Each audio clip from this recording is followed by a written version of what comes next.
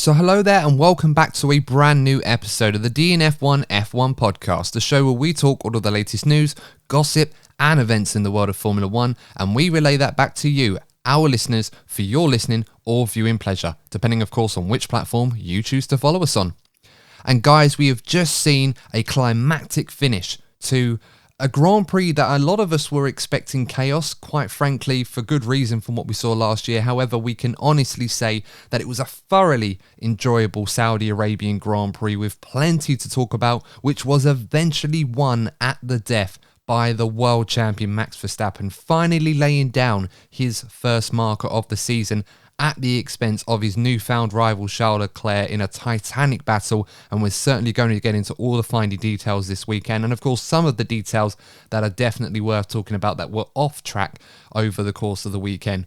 Joining me on this podcast to go through all of that detail, my co-hosts Courtney Pine and Lee Wallington from the DNF1 team. First, I'm going to come to you, Courtney. First of all, how are you doing, and what did you make of the Saudi Arabian Grand Prix compared to last year? Was it a resounding success? Yeah, mate, I'm doing well. Another good race for the new regulations. It's another success story for Formula One. Long may it continue. I just think we're starting to get a clear picture of who's sort of where in the pecking order now. It looks like we've got a great close battle between Red Bull and Ferrari, but it just seems that Mercedes are in a sort of mini league of their own, and I want to be seeing them in the mix to make this championship battle even better. Yeah, I couldn't agree more. There's certainly stories up and down the paddock, and of course the main stars of this 2022 season so far do seem to be Charles Leclerc and Max Verstappen. Lee, of course, hope you are okay as well this weekend. After what we've seen, based on all the expectations for F1 2022 and the resounding success that the Bahrain Grand Prix was, is it safe to say that so far F1 2022 is very much living up to the hype? Well, firstly, yeah, I'm good. Thank you for asking. But yeah, definitely 2 for 2 regarding these new regulations and the close racing. Obviously, there still needs to be an advantage in speed for an overtake, but at least they now have the ability to fight and not drop away and carry the jump ahead, but that like Fernando and Alonso and Ocon just lap. That was just pure driving excellence. Yeah, absolutely, and I'm certainly looking forward to getting into the finer details of that. And as you rightly pointed out, Lee, I think what is important this season that I think a lot of us fans were hoping for, and perhaps some of us were quite hesitant to get excited about because we didn't think it might deliver on that, is the close racing aspect. I can't remember how many times throughout this Grand Prix there were battles up and down the field where people were able to follow within half a second of each other, and it was almost like you get an overtake done, you're almost looking in your mirrors to make sure that you're not re-overtaken, and more often than not that was the case. It was up and down all the way through the field. I can't imagine there'll be too many drivers going into the paddock tonight reflecting on the race feeling bored more than anything else. I think even if you're disappointed or if you're happy about how your race went, I don't think they can say that they were bored.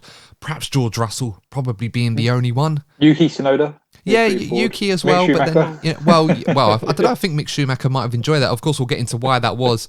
Yuki Tsunoda, yeah, I can absolutely understand that. I mean, he didn't put a foot wrong. He wasn't able to do anything at all this weekend. It was a bad weekend for him. But of course, we're going to get into all of that, guys. First things first, general housekeeping. On the DNF1 podcast, on any YouTube channel that you probably subscribe to, we do ask you guys, really, really, really important, if you can support us, please do consider liking this video if you're watching on YouTube. It really helps us out a lot. We did a podcast not too long ago that got quite a lot of likes from you lovely lot, and it really did really well. So YouTube definitely seems to be paying attention to videos that get a lot of likes. So I really hope you guys can help us out. If you do enjoy what we do, please do consider giving us a like and subscribing to the channel as well. We'd love you to do this. Absolutely free. Doesn't cost you a penny to hear our 2 cents on that matter, but we'd love you to do that for us. We'd really appreciate that, guys. So I'm not going to mention any more asking you to support us or plug it. That's the one out of the way. I absolutely promise, and my co-hosts are going to hold me to that and make sure that I don't do that again for the rest of this episode, I promise. So yeah, please help us out if you can. But yeah, guys, it was a great race to enjoy. As a Ferrari fan, a little bit disappointed that Leclerc didn't get the win in the end, but I can't really be disappointed over what we saw and how that went down, and the level of racing. But I want to, if I can, before we get into the main stories of the race, there are a few stories I think we need to talk about, and I want to try and get that out of the way at the beginning of the episode, if I may. So going into this Grand Prix, there was a lot of concern over whether F1 should be racing in somewhere like Saudi Arabia, especially because of what's been going on in Ukraine, and obviously other countries doing similar things. There was a big attack on Friday at the Aramco petroleum factory, and after practice, and there was a lot of people concerned about the safety and well-being of the drivers. We had meetings, the team principals were given assurances by F1, the Saudi government, and the security that the safest place to be right now was at the circuit. The drivers had their own meeting. They didn't seem to agree with that, and we ended up going as long as 4 hours where the drivers were discussing back and forth. A lot of the senior figures in that group, the likes of Sir Lewis Hamilton, in particular, Max Verstappen, Fernando Alonso, very much putting their opinions forward. And a lot of them, it did seem to be some in the group that definitely didn't want to race. And I think the general opinion of the drivers, George Russell, of course, leader of the GPDA of the drivers in representation, it did seem that the drivers didn't want to race there. So, as a result of all this, guys, I want to get your thoughts on this one. We ended up going racing in the end, and the race itself was a resounding success from what, we got compared to last year. But does that mean that we should really be overlooking these issues and not taking them seriously? Because I kind of get the feeling that the drivers, despite raising their concerns and had valid points, I'd imagine, as we'll find out in the coming days, I'm sure, but it felt like that the decision was kind of made without their intentions being known or without their consent. It almost felt like they were in a position where they just kind of had to get on with it. That doesn't really sound good going forward, does it?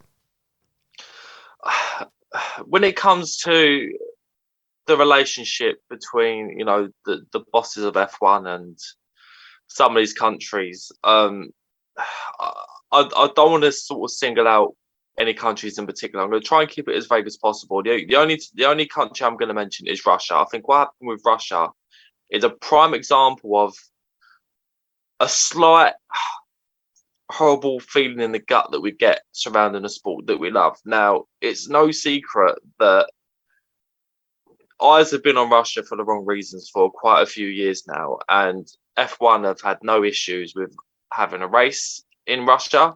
And also, if you have a look at some of the sponsorship deals and obviously having a Russian driver involved, it's something that is wrong with F1, where money does seem to be a driving factor in decisions made. At the end of the day, money does make the world go round. But it does seem that some of these places that we go to, it doesn't feel right. And what we saw happen on Friday is just a prime example that even though economically some of these countries are doing well, in terms of where they are morally, some of the decision making that happens with their governments, it doesn't sit right. There seems to be like a real clash of interest when it comes to the fan base, and I'm a purist. I'd much prefer most of the season to remain in Europe and America. I do like going to like Suzuka, the old-fashioned. I do like the old-fashioned style circuits, but it does seem that some of these countries have sort of become rich through energy production in particular, seem to be monopolising the sport at the moment, and it doesn't really feel great, to be honest. No, absolutely. And I think one thing we saw from all of these events that transpired is that the drivers do have a voice, and it's very important, and a significant one as well, I think it must be said, because without them, we have no show. If the drivers don't go racing, we have nothing to talk about on the podcast. We have nothing to watch on a Sunday afternoon. And F1 doesn't have a show for the millions and millions of fans that tune in to watch the sport week in, week out. So it's very important that I think the driver's opinion on certain matters is taken more seriously than perhaps it is. And maybe this was the first indication for many to come perhaps in the future on how this sport goes about their business, on how that works. So it is important to try and take all that into account. Lee, I want to get your thoughts on this one as well. It was Lewis Hamilton a few years ago, when talking about these topics, he mentioned the phrase "cash is king." money seems to be the driver in a lot of these things. We had Matty Binotto when he was asked about what was going down this weekend, and he said that F1 as a sport, like other global sports that have been in this part of the world, have a duty to try and serve as a catalyst to bring about positive change in terms of human rights measures and other things in countries like Saudi Arabia. Of course, I'm paraphrasing here, I'm not going word for word, but that was the gist of what he was saying. A few other team principals span a very similar yarn, if you like, in terms of what was meant to say. Do you feel right now that the way F1 is operating, that we're treading a very fine line at the moment, where whilst F1 may operate with the mantra that they need to go to these locations to try and be a catalyst for change for the good, does it feel a bit more like smoke and mirrors, and that they're just turning up to these events, doing what they're doing, and they're not actually bringing about positive change? Or is that a harsh assessment? What are your thoughts on this? Well, firstly, on the driver aspect, I believe that the drivers were reminded about the penalty if they didn't race, which sounds like a bit of a threat to me. Obviously, I don't know what was actually said, but that takes away some of the... It was along the lines of there were going to be complications or consequences in terms of making it difficult for them to leave. Yeah. In other words, like a threat to detain them. Similar to what happened in WWE when a plane was grounded at Saudi Arabia because of similar stuff like this. And it made them late for the Monday night show that they do back in the States. So something similar to that. So I believe the use of potentially threatening language, not going to state what's threatening, potentially threatening, shouldn't sit well with Formula One in general. If it was from Formula One management or the Saudi government, that the use of potential threatening language shouldn't be acceptable. But going on to the obviously what you said about the smoke and mirrors aspect, and obviously Formula One as a worldwide organisation, they are correct. Obviously, they should highlight and be an action for change. But at the same time, is Formula One actually doing anything proactively to provide an action of change? Like, oh, we're going to race here. Well, look, Saudi Arabia, this is not acceptable, but we're not actually doing anything about it. If they turned up and there was organisation events in, so for example, using Jeddah today, in Jeddah that locals went to, and there was some local event of, I don't know, there's some humanitarian, I'm just giving out examples that, look, we're doing change, and then Formula One advertise it and but they're just going racing. Obviously, the Saudi government wouldn't let them do those kind of events anyway. But what action is Formula One doing to push the change instead, or emphasize the change instead of, oh, we're just racing here and giving you all this TV lights of how great Saudi Arabia is? Effectively, some of these countries go after is the glass washing. That's not probably the correct word, but look how great we are, and we're not a dangerous, oppressing country. Yeah, I mean, I'll be honest with you. When bear in mind, this is information that was reported by the BBC. You know, there was a big article on this where they stated that the drivers were reminded of consequences as per the contract between F1 and the Saudi Arabian GP organisers over what would happen if the drivers refused to race, and complication. And this doesn't affect the drivers. This is also media personnel, the staff in the garages, team bosses and sponsors, etc. All of that stuff. And if that is true, and that is the case, then for me personally, I feel that creates a serious problem with F1 management over their stance on matters like this, to the point where it kind of diminishes them. It almost makes it look like, with all due respect, it makes it look like virtue signalling.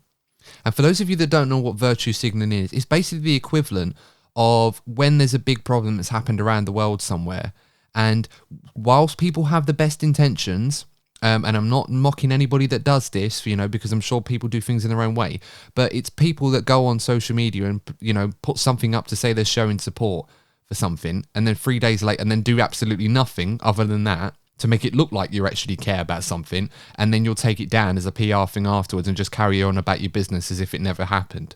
That's kind of what virtue signaling is in a nutshell. I mean, I've probably not explained it well, but that's kind of the gist of it. Making it look like you're doing something and care about something, but in reality, when push comes to shove, you do nothing. And I feel that's kind of what F1 was doing. I mean, it was only a couple of weeks ago where they had all of the drivers, except for Lewis Hamilton, because he wasn't able to arrive there on time for the photo shoot, where they all sat down and put the big banner saying no war in Ukraine, etc., etc. And then you get a situation, not exactly the same, but a contentious situation where they could have put their foot down and said, no, we're not cowering to this. We're going to stand by our drivers or do the right thing. And they didn't. Now, look, the security in Saudi, apparently, according to the team bosses, gave assurances that all the measures were going to be taken to make sure that this was going to be a safe Grand Prix. And, you know, from what happened this weekend, I don't know if anything did happen in the country following that, but we didn't see any reports of anything. Everything seemed to go along quite smoothly. So I think we have to give them the benefit of the doubt as well on that one. But I think it's important to hold F1 account in situations like this, that they don't bend to the whims of these kind of, and more importantly, if contracts are putting them in a bind, like from what we saw this weekend, who's agreeing these contracts? Who's signing these? You know, this is what I mean. It's almost like they're selling out a little bit, and that there's a certain amount of money that's like can be put towards them and say, oh, okay, we'll take all these risks and everything else. When is that ever going to bite us in the butt?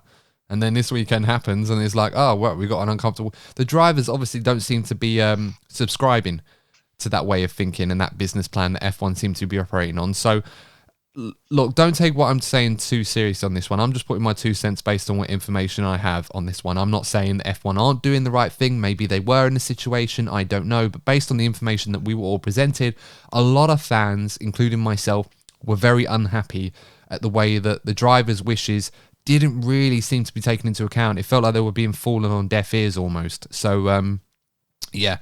Make up your own minds on that one, and let us know what you think in the comments about that as well. But look, that all aside, we did have a race, and we did have a qualifying session. Everything went according to plan for the most part. And we had a brilliant race. We really, really did. You know, I think a lot of us were worried that we were going to get something similar to what we saw last season, which at times was a bit uncomfortable. It was a bit crazy. It was a bit all over the place. The stewards didn't really seem to have grip on it. Michael Massey didn't seem to have a grip on it, the former race director. But overall, everything seemed to go according to plan in the race. It was a great race, so much action to watch. And in the end, it was won at the end by Max Verstappen, who's finally got some points on the board after a disappointing first weekend where he was robbed of a second place finish after reliability issues. The Red Bulls, both of them, seemed to hold up this weekend, and it was their day today. So, Courtney, you know, overall, how can you rate this weekend for Max Verstappen? Is he very much back on track in terms of defending his title? They've got a little bit of ground to make up, of course, but look how many races we've got left. There's no doubt that Red Bull are one of the teams to beat. It looks like it's going to be a close battle between them and Ferrari. And I think the thing that's probably the most encouraging for this season in terms of the championship battle is the fact that this race was decided by setup. Now, if races are being decided based on the setup of the cars, that just shows that despite the cars having completely different concepts, pace-wise, they're very, very close to each other. I do still believe that Ferrari overall have the best car when it's in the optimal setting, but it's very close. I think the biggest question for the rest of the season is we know there's going to be an aggressive development war. Can new Ferrari, because it's a new concept, it's a concept that's come to my head recently, I'll call them new Ferrari because this is a different Ferrari to what we've seen over the last 10, 15 years. Can this new Ferrari stick with this momentum and carry on with a good rate of development, or are Red Bull going to traditionally take themselves to that next level because they've got an exceptional designer in Adrian Newey? I like that. I like the new Ferrari concept. I want you to keep using that throughout this season, Courtney. I do like it. No, but it's true though. You know, we talk about Ferrari, saying Ferrari are back. It's not just the fact that they've produced a good car. There are so many things. Again today, strategy-wise, I think they played an absolute blinder today on strategy. And of course, we'll talk about that in a bit, most notably what happened with Perez. I think Ferrari played that brilliantly. It was almost kind of similar to what Mercedes used to do. And, you know, in a way, we've all, you know, and I think that's the best compliment I can pay to Ferrari in that regard. It was very Mercedes-esque in that regard. Ultimately, it wasn't their day. You know, they didn't get the win in the end. But I think they can look back on this race and think, you know what, we actually, you know, we didn't get the win, but we actually did a really, really good job all ends up. We were just beaten by the better man on the better day who'd got the job done. And as you said, this race was decided ultimately by setup. Yes, there was a few opportunistic moments on both sides, and Max Verstappen took the chance when he got it. You know, as the great driver that he is, the world champion, he should be taking those opportunities when they're presented to them. Few and far between, but he took them when they came. The fact that they were separated by half a second when they crossed the line, and you could argue to a degree, if it wasn't for a few late yellow flags, that Charles Leclerc may have had a chance to get him back. It was so close. If that is going to be the story of the season between Charles Leclerc and Max Verstappen, I certainly cannot wait for the next chapter. We've had 2 races so far, with both of them going hammer and tongs of each other. Charles getting the better of Max in Bahrain, and Max getting the better of Charles in Saudi Arabia. It certainly promises to be potentially a classic, providing it continues on the same vibes that we're seeing right now, because we said the same thing about Lewis and Max last year, and we saw how that one went. It kind of sullied and soured. A few huge catalyst events kind of changed the vibes on that. Right now, it does seem that Charles and Max is going in the right direction. We just certainly hope that that doesn't change for the better, and these two can just keep going all the way this year. Lee, back on the subject of Red Bull, there were huge questions on the reliability of their car, most notably because of what happened to them at Bahrain. Didn't seem to be any issues as such this weekend. Can we take that as a job well done for Red Bull, and that perhaps now they can just focus on this battle with Ferrari rather than having to worry about whether or not their car's going to finish? Well, overall, this is a job well done that they actually managed to identify the problem and impose a solution that seems to have worked. But do correct me if I'm wrong on this. We're still not too sure on what the issue is with Yuki's engine. So if it's another engine-related issue, it still raises a potential question regarding that Red Bull powertrain, because considering Gasly had an issue last weekend on top of the 2 Red Bulls, which was a different issue to the Red Bulls have. So there is potentially still a question regarding the reliability of that Red Bull engine. But yeah, they obviously managed to solve that fuel pump issue. But it's still early days regarding to say it's a reliable powertrain. It's interesting because we have to look at certain facets and nuances of this AlphaTauri car, because they asked Christian Horner about this. What happened to Yuki Tsunoda before the start of the race? I think it was Sky F1. I think Simon Lazenby was asking him. And I believe Christian said he heard whispers that it was something to do with a loss in oil pressure, which caused the car to stop out on track. Now, I believe that might have been a different issue to what happened with Gasly, of course, where his went up in flames a little bit with the MG UK. I believe it was something like that had a problem. So it doesn't seem to be similar to what issues that Red Bull were having with the fuel pump or whatever it was. We still don't know fully what that was, but it looks like Red Bull have found a solution and got on top of it. So, you know, I can understand the reason why people will think Red Bull might have similar issues, because of course they're running the same power unit in theory. But there are certain elements to those two cars which are different. For example, the rear end of the car, that AlphaTauri could have taken as part of a spec part from Red Bull. They neglected to do that and designed their own version and went a different way. So there are certain facets to those two cars which, in theory, yes, there should be some similar hallmarks, but they are going to be some differences, which I think may not necessarily be the direct factor, but it could play a part into why AlphaTauri do seem to be having reliability issues. I mean, it affected Tsunoda in qualifying. He wasn't even able to qualify. So, you know, very unfortunate day for him. But for Red Bull, it does seem promising that the reliability issues, for the most part, seem to be behind them. Hopefully going forward, they won't have to worry about that too often. But again, very, very early days so far. Courtney, I know you're looking to weigh in on this one, but yeah. I want to, if I can... Actually, no, you know what? Forget that. Go on. Add your 2 cents as well. I do believe that reliability is going to play a role this season, and to an extent, it already is. You know, we saw what happened with both Red Bull cars in the last race. There was a scare for Carlos Sainz. We've seen what's happened with the AlphaTauris. We've seen the McLaren and the Alpine have issues, and there are rumours circulating that Mercedes are running down on power because they have concerns about the reliability of their engines. So despite the success of F1 2022 so far, whether we like it or not, reliability could well be a factor this season. I mean, that's a really good point, because the Mercedes-powered teams do tend to be struggling. I mean, people were saying, oh, you know, we shouldn't write them off yet because it's not a reflection on Mercedes' true performance and the Mercedes power teams. The Mercedes power unit hasn't slumped from being the best power unit at the end of 2021 to now suddenly being the worst, or at least, on the level of Renault and behind Ferrari and Red Bull. It may not necessarily be as simple as that, but there is a concern that something is not right there, because in qualifying and in the races, the cars that are running at the back of the field are all powered by Mercedes, whereas the cars running at the front are powered by Red Bull/Honda and Ferrari engines. So, there is a concern, and reliability is probably a big part of that, because we've got engine regs now that are going to last for 4 seasons until the new ones kick in, I believe. So, or 4 or 5 seasons, something like that. I think it's like to 2026. They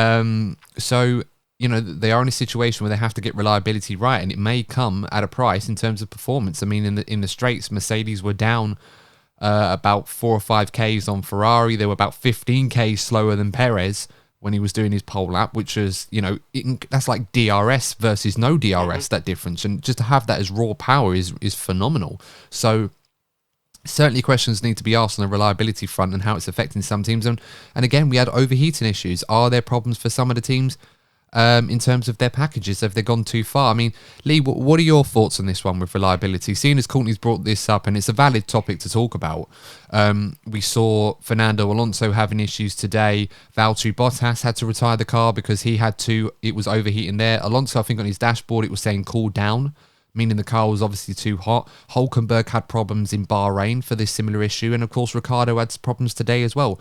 Have some teams, in your opinion, gone a bit too far with their packages, where we may go to a few races this season and more cars might drop out owing to overheating issues? It's quite rare to see. Yeah, well, I wouldn't be surprised that some teams may have pushed it regarding their packaging. But what I think is more interesting is regarding the engine reliability, is because of the fixed regulations regarding the engine freeze. All the manufacturers have thrown everything at the engines to give them as much development opportunity now, and then they're allowed to improve the engine in the name of reliability if there's a faulty area that they can replace for reliable reasons to make the engine reliable. So there could potentially be a thought within the manufacturers of, we've got the component in there. If it doesn't work, we can change it once we know how to fix it, which brings back the reliability, which then provides further performance. And as Courtney said, there is obviously a rumor that Mercedes are running their engines in lower performance mode for reliability reasons. So as they maybe go through the season, they get to a second or third engine, as they take on new engines, they may replace reliability concerned parts, when you may see the Mercedes engine being run at a higher mode, but providing more horsepower. But then that also could bring more overheating concerns if as they change parts, more things could factor. So it's an interesting aspect, and it's all around the engine and the rate of development rushing to beat the engine freeze. Which is, for me, the most interesting part about it. Yeah, I think so too. And in the past, often teams would try to sneak in a bit of performance with the reliability when they try to sort of disguise it as it's just for reliability, guys, with not finding any performance. But we always knew there was always a few little facets or few little brake horsepowers or horses they can sneak in there to try and give a little bit more oomph. The rules are so prescriptive now on the engine regs where they can't really do that. And even then, of course, if they do need to make those reliability upgrades, they've got to go through all the other manufacturers as well. So they can't really be in a position where they try and put something on to improve reliability and all of a sudden they're finding an extra 10 Ks on the straights. Everyone's going to be like, hold on, like this isn't what was meant to be happening in the regs. But so it's going to be really difficult to try and find that perfect balance. And you're right, they've obviously thrown everything at this, and we're still hearing some of the teams, or some of them, like Ferrari example, they're still not running at full whack yet on their new engine because they're trying to bring it in gradually. They're testing the reliability because they obviously feel quite confident in the car they have, but they don't want to throw away points trying to win the race by 30 seconds by having a Mercedes 2014 style engine in the back of their car. And it seems that right now, Red Bull, they seem that they've got, at the moment, the best power to reliability ratio, I think is the best way I can put it, because they seem to be running theirs at a rate that seems to give them that much straight line speed, as well as the downforce as well. We must admit the setup of their car is a relevant factor, but that car is rapid in a straight line, and it was this weekend as well, and was a critical factor for them winning the Grand Prix. Back on the topic of Max Verstappen, before we move on to talking about Charles Leclerc and Ferrari, it was a big weekend for Max. He didn't do the best of jobs in qualifying. Sergio Perez did an incredible job to get pole position, arguably the lap of his life, which I hope that means we'll be talking a bit more about that rather than talking about Max's near miss last year, but we'll have to wait and see. How significant was it for Max Verstappen to respond and get back on track with a win of his own in the manner that he did today against Charles Leclerc? Courtney, I'll come to you first on this one. Obviously, for mathematical purposes, it was important that he bounced back because he's already playing catch-up, be it a long season. You don't want to find yourself getting cast adrift, because if Leclerc had won, he'd have been over 30 points behind. And that's that. At the beginning of the season, even at that stage, you still got some work to do, given how well Ferrari are performing. I think on another aspect of it, I think it was important that Max got that victory over Charles. Look, I'm sure Max has no doubts over his ability. Most of these drivers do believe they're the best driver in the world. If they didn't have that mindset, they wouldn't have come as far in their careers as they have. But the fact that after the last race, where there was a lot of dice in between the two drivers and Leclerc got the advantage even before Max broke down, we got in a situation where we saw some great battles, but Max was the victor. So that will give him that little boost of confidence going into the following races, which I'm pretty sure we're going to see plenty more battles between the two of them. Yeah, absolutely right on that one. I couldn't agree more. Lee, what are your thoughts on Max Verstappen today? Was it a significant marker that he had to lay down to, start the defence of his championship? It definitely was a significant marker. He's, as Courtney said, if he hadn't got the win today, he would already be a significant amount behind in the second race, which is a long season. We still have another 21 races to go. So that is obviously can be clawed back, but he's still 20 points behind, which is still a large amount. That's still nearly 3 wins to actually overtake Charles. So that's presuming Charles finishes second, obviously. So that is still a significant gap. But it was important to get those points on the board. Obviously, no reigning champion wants to go into their first race of the season defending their title and come away with 0 points. So, I've got some points on the board. I've got a race win. As Courtney said, it just boosts the confidence of the rest of the season. It's like, yeah, we're here. We had an issue.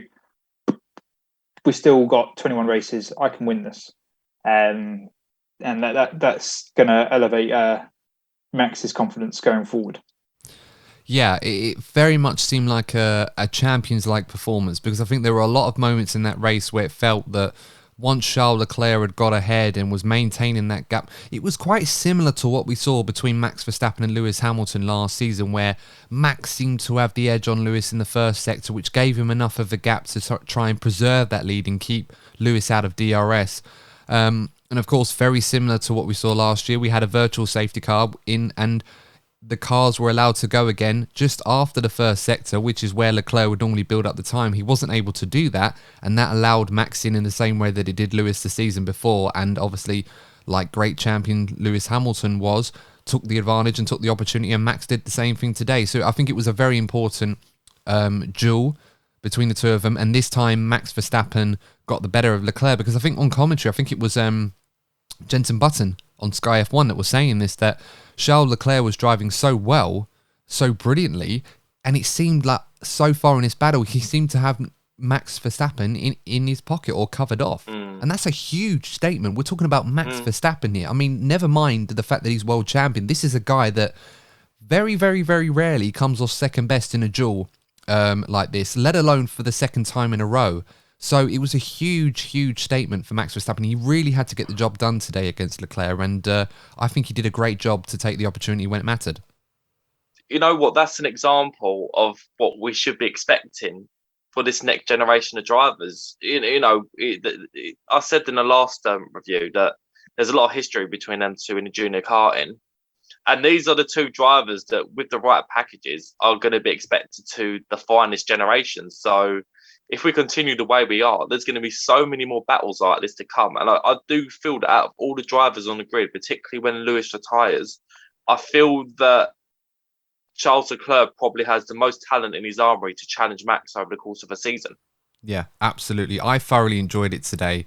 I know a lot of people did. These two, it's some incredible racing and some fun moments as well. I think it was lap 42, 43, where both of them, in a way, almost similar to what happened last year. It was like watching a repeat of it, in different ways. But both of them braking really late before the final corner because neither of them wanted to overtake before the white line. Because the lap before, obviously, Max got Charles at the last corner. Charles got DRS back, hit him in turn one and overtook him back. And then the next lap, both of them almost crawling over that white line. And then Charles went, you know what, forget this, I'm going. Max then went, almost lost control of his car and then went after him again. It was absolutely hilarious. I thought, literally it got to a point where I thought they're going to get out of the car and try and run over the line rather than actually drive over it. It was absolutely hilarious. But it's that mental battle going on. You know, we're not talking about two guys that are just sort of driving cars and trying to be the fastest. There's a mental mind game going on. A lot of respect between the two, it must be said, and that has been quite refreshing, and I hope that that stays throughout this season between the two because it's been so fun to watch so far. On Charles Leclerc, despite the fact that he did not get the result today, and also he very narrowly missed out on pole position, which he was a bit disappointed about, I think it's probably fair to say that this was another weekend where we saw perhaps some elements of Charles Leclerc that we had doubts and reservations over, and once again he seemed to show us that he is very much improving to a standard where he can sustain a championship fight against someone the caliber of Max Verstappen. What were your thoughts on Charles Leclerc today? Were you equally as impressed with him despite the fact that he wasn't able to get that victory in the end? 100%. You know, he is... I said it in the last race review again. As good as Carlos Sainz is, if you had a choice between who would you pick to challenge Max over the course of a season, it would definitely be Charles Leclerc. He definitely seems to be enjoying his car a lot more than last year's car as well. That helps. You know, the fact that Charles Leclerc has been at Ferrari for a few years now, maybe we've had a bit more time to work on the development of this new generation of car, that would have helped too. But we are seeing some drivers much prefer these new style of cars. I think Sergio Perez is another example of that. But yeah, I feel the changes made are going to help Charles Leclerc challenge the championships, not just this year, but in the coming years in general. Yeah, absolutely. And I think it's kind of refreshing to see, you know, things working, not just with him, but Ferrari as well. I mean, as we talked about earlier, that pit stop early in the race where Sergio Perez was leading the Grand Prix. And then, of course, Ferrari came out, looked like Charles was going to try and undercut him. And they said, overtake the box on the radio. They came out, done a Mercedes. Charles did not follow Perez in the pits because Red Bull tried to react. They went back in. Charles, and then, of course, the safety car came out and completely ruined the chances for Sergio Perez. That being said, when he did come out, he was right behind George Russell on the hard tyres and falling back a little bit. So it almost felt that perhaps Ferrari may have been able to get Perez anyway with the overcut. Of course, we'll never know, but it did seem early days that, you know, Leclerc had a little bit of time where he could have put in a few good laps on those mediums that he had in reserve and then try and overcut Perez. It would have been interesting to see how that worked out. But again, another example of how Ferrari, on strategy, they seem to be improving at the same rate that their drivers are in their cars. So it's all coming together. This new Ferrari that you mentioned, Courtney, I'm liking it. I hope it continues. I really do. The next stage, of course, will how to react to not winning the Grand Prix that they did today. And obviously how they can develop their car going forward. It's certainly encouraging to see. But of course, we're going to learn more about this new Ferrari in the coming weeks and months. Lee, I want to move the conversation a little bit over to Carlos Sainz, if I may. But, you know, everything that we've said, you know, you've been an avid fan of Carlos Sainz. You thought early on that Carlos Sainz could potentially prove to be a thorn in Leclerc's side this season and perhaps on occasions prove to be the guy to back in this battle at Ferrari. He's now 12 points behind Charles Leclerc. Back-to-back podiums, although, of course, we should mention that the stewards are going to be looking at an infringement between him and Perez, where both of them, I think it was on laps 49 and 50, went a bit too fast under double wave yellows. Of course, we'll have to wait for the formal classification to come out as we're recording this. But it seemed that Carlos Sainz seemed to have a bit more about him this weekend, but ultimately he was still quite a bit off Charles Leclerc, who now has a 12-point gap over him in the championship. Is it a bit too early saying this, or do you feel that perhaps we're already starting to see that Charles Leclerc could very quickly become the number one driver in this team, and that Carlos Sainz may find himself in a position where he just has to keep doing what he's doing right now, and that's beat Perez? I got admit, I think it's a bit too early in the season to say that, especially yesterday in qualifying, where at least in the first runs in Q3, it was Carlos that had provisional pole. So Carlos definitely is potentially the potential there to steal a pole, like Sergio stole a pole from Max in the end yesterday. I'm sure Max didn't like the fact that Sergio was on pole and he wasn't. So I definitely think it's too early to say Carlos is going to be the number two. But the way Charles is going, he may have no option going forward. But yeah, I think it's not over yet for Carlos. Yeah, absolutely. I mean, I thought he drove a good race today. I think what we're seeing, in the same way as we can talk about with Sergio Perez in a moment, is that these two are doing a great job in the cars that they're in. Perez is doing a phenomenal job. I think it was a great job that he did this weekend, in all fairness, and it was very unlucky not to be on the podium today. But he's showing mega signs of improvement, being the driver that Red Bull need him to be. They'll probably be hoping in other races that he can get ahead of one of the Ferraris, if not both of them, in future races.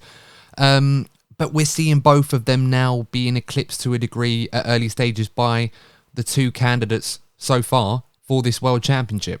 And that's no disrespect to them. It just shows the level that Max and Charles can be, almost in a league of their own at the moment. Again, I don't want to get too ahead of myself because I know it sounds like I am. So, forgive me on that one. But on the subject of Perez, I've obviously already said quite a lot to say how impressed I've been with Perez this season. He drove really well in Bahrain, unlucky not to get a podium there, unlucky not to get a podium this weekend. Had a good shout in the early stages that he might win this Grand Prix after putting it on pole, the first Mexican driver to start on pole position in an F1 race.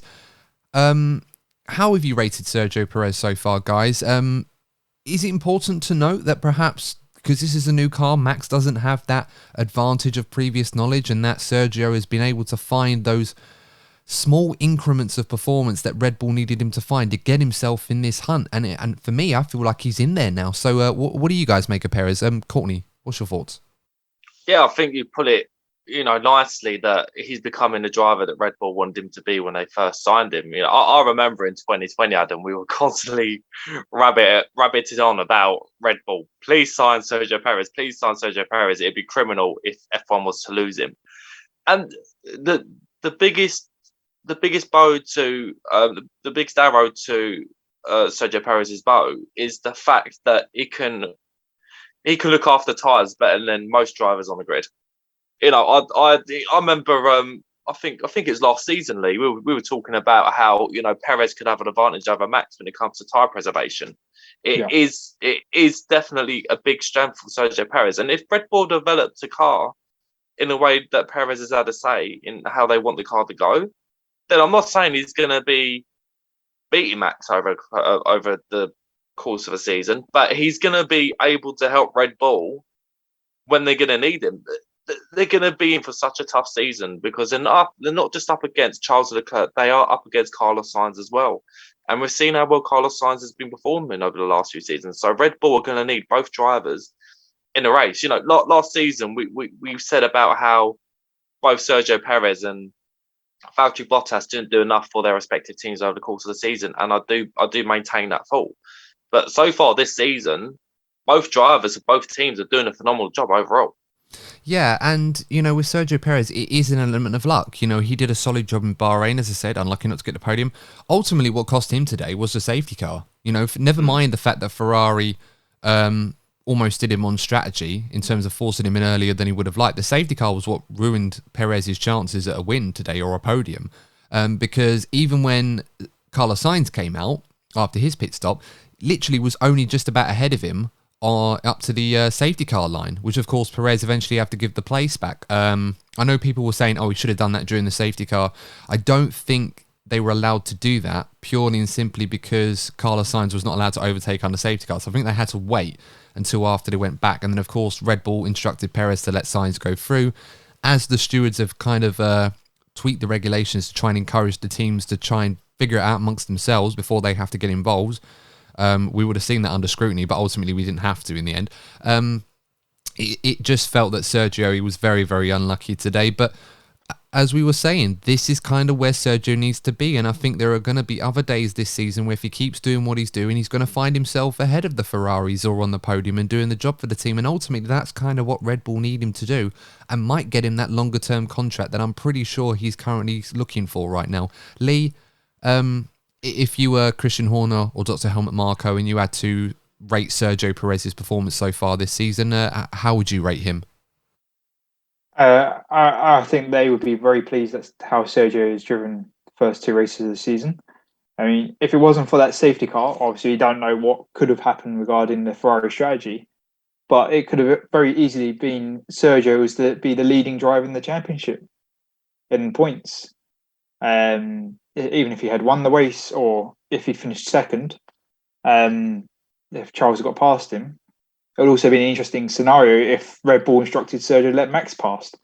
So, I mean, something I was thinking of before the safety car occurred is like, will they tell Sergio to let Max pass? But obviously that didn't happen. Well, they did ask Christian on this, didn't they? And he said quite calmly, saying, "Well, no, it's too early in the season. We're just going to let them race." And Max, I think Natalie Pinkham as well asked Max about this. Will Checo be helping you? And he said, "Well, no, we're just going to be working as a team. Like Checo's not there to help me. We just got to get on with it and do the best job we can to help each other out for the team." And I think that's a good attitude to take on that one. Yeah. It just is. He's, as you said, he's completely unlucky, but they can't fault his performance at all.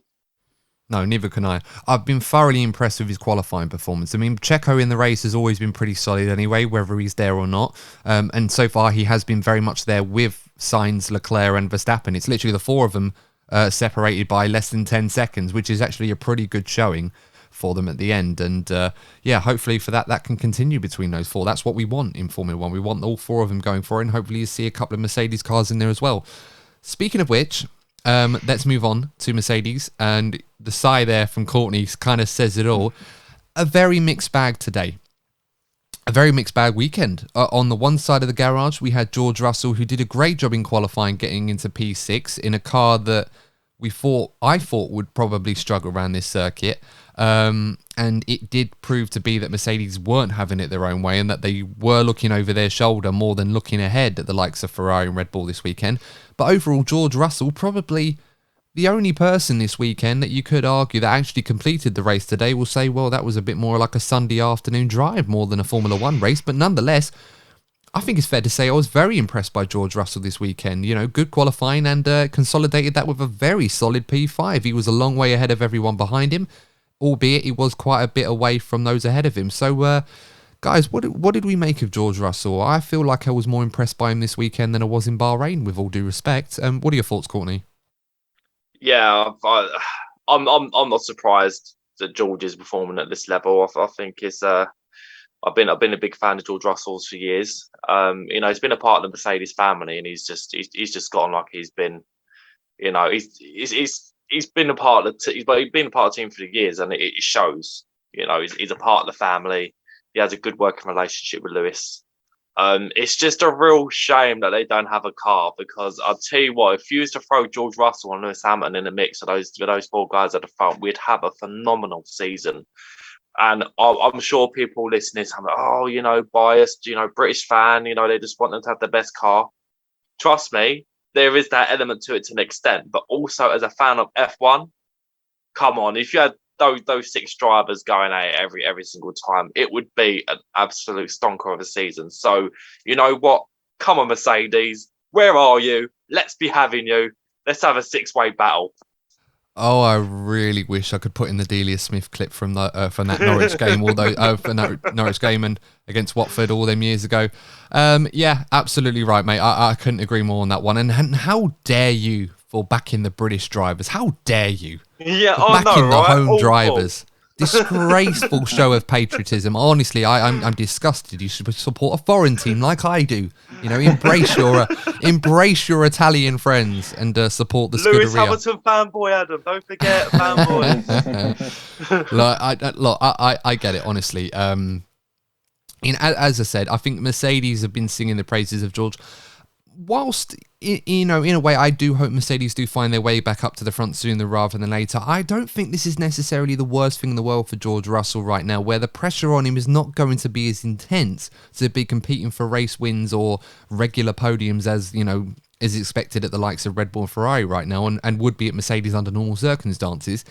I don't think it's the worst thing in the world that George has had that pressure taken off him, where he can just go about, build up his portfolio, because unlike, other drivers of a similar age range and similar background as he has had, he's not been given the opportunity to drive a competitive car to the degree where he has to deliver results. And so far, he's done a very good job on that. And I think in a way, because when you take the pressure off him, it's allowed him to do that. Lee, what are your thoughts on him? Is that a fair assessment of George Russell, with the caveat that we don't have to expect podiums and wins from him right now? We can let him build up his confidence so that when the car is there, he'll be able to get in it and deliver on those results when they're expected. Well, firstly, I do want to say my bold prediction was correct. George out-qualified Lewis. Yeah. Yes. So, don't always get the bold predictions correct because they are supposed to be bold, but yeah, I got that one right. I didn't. Bottas let me down on my one. I thought he was going to beat George today, but clearly, nope, absolutely. But I am saying caveat: Bottas didn't. I don't think Bottas finished today, did he? No, I didn't. No, so that's it. It nulls and void it. So I'm fine. Yeah. But in regards to the question, I think it's as much as George would have been wanting. I join Mercedes. I finally get my race win. I get more podiums. Yes, this is my chance. And it's not turned out like that. It probably is a better time to get him in the car, acclimatized to actually racing for the Mercedes, not being part of the Mercedes family. Hopefully, in a few races, Mercedes sort out their issues and they can actually join the fight. And by that point, George is settled in and he's like, "Yeah, I'm comfortable. I know what I need to do with the car. I know what I need to set up. This is it. Bam, I'm here." And then he can get his race win, which is obviously his first race win, which he really wants to get off this year. But I think it's not too bad a start to be slightly off the pressure. I think the pressure is more on Mercedes and Lewis than George.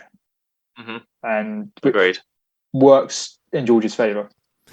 Yeah, no, absolutely agree with that one. And of course, we'll have to wait and see what the stewards say regarding the incident with Perez and Carlos Sainz, because I'm not familiar. I'm not 100% savvy, I should say, on what the current penalty is for breaching yellow flag situations or double waved yellows. I know I was thinking back a couple of years ago in Imola when Kimi Räikkönen, when there was a red flag at Imola and they had to do the restart, he breached the red flag regulations and got a 30-second time penalty. So on that basis, I would be surprised if both Perez and Sainz were given a 30-second time penalty for breaching the double waved yellow situation, because, double waved versus a red, all right, in some ways they are similar, but they are two different, two different scenarios with two different levels of punishment if you actually get that wrong. So I'm kind of expecting, if anything, a 10-second time penalty for both guys and a perhaps a points penalty on their licenses, which will keep their positions. But of course, if there is a 30-second time penalty for both of them, George Russell gets bumped up to a P3 and another podium. So, we'll have to wait and see. But otherwise, no, very solid weekend for George Russell. I think he did a very good job today. The unsung hero, if you like. Moving on to the other side of the garage, we have Sir Lewis Hamilton. And I, for one, could not remember a more difficult weekend for Sir Lewis than the one we see now. Of course, the usual caveats apply to this one. The car was not right. Lewis just didn't really see himself. Perhaps he was a little bit, with all due respect, distracted by bigger issues that were going on that he was very much a part of off the circuit. He was a very vocal figure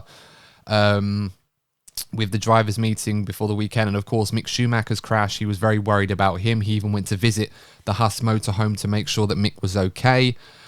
Which is a touch of class that we always expect from Lewis, but it's always nice to see. And for whatever reason, it just did not go right for him today with Mercedes, albeit for the most part, it was a decent drive from him to recover a points finish. Courtney, how can you sum up this weekend for Lewis Hamilton? Is it one that he would probably cast to the memory bank and just move on?